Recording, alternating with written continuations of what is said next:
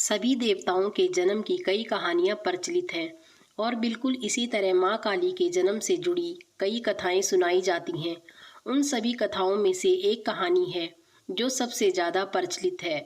बात उन दिनों की है जब एक शक्तिशाली राक्षस दारुण का अत्याचार तीनों लोगों में बढ़ गया था।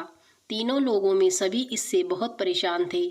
सारे देवता दारुण के हाथों मात खा चुके थे। दारुण को वरदान मिला था कि उसकी मृत्यु एक स्त्री के हाथों ही हो सकती है। इस कारण सभी देवता हाथ जोड़कर ब्रह्मा जी के पास पहुँचे कि वे इसका कोई समाधान निकाले। इसके बाद ब्रह्मा जी ने एक स्त्री का रूप लिया और दारुण से युद्ध करने चले गए, लेकिन वो भी इस असुर को हरा नहीं पाए। अंत में सभी देवता ब्रह्मा जी के साथ भगवान शिव के पास गए और उनसे प्रार्थना की कि वे कुछ करें। सभी की प्रार्थना सुनने के बाद शिव जी ने मुस्कुराते हुए माता पार्वती की तरफ देखा। उनका इशारा समझते हुए माता पार्वती ने अपनी शक्ति का एक अंश निकाला। वह एक चमकता हुआ तेज था जो देखते ही देखते भगवान शिव के नीलकंठ से होते हुए उनके शरीर में प्रवेश कर गया। इसके बाद भगवान शिव ने अपनी तीसरी आंख खोली और तीनों लोग थर थर कांपने लगे।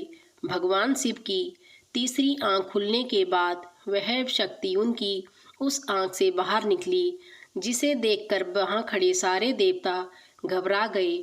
उस शक्ति ने एक विशाल और स्त्री का रूप ले लिया था। उनका रंग रात सा काला गहरा और जुबान खून जैसी लाल थी।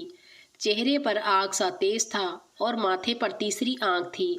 इस तरह राक्षसों को खत्म करने के लिए हुआ माँ काली का जन्म। इसके बाद उन्होंने कुछ ही देर में असुर दारुण को और उसकी सेना को नाश कर दिया।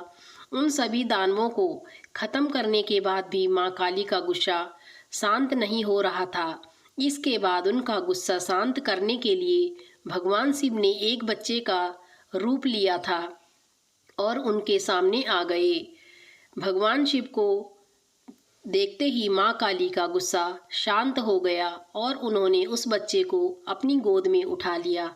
दोस्तों, अगर आपको कहानी पसंद आई हो तो चैनल को सब्सक्राइब कीजिए और कमेंट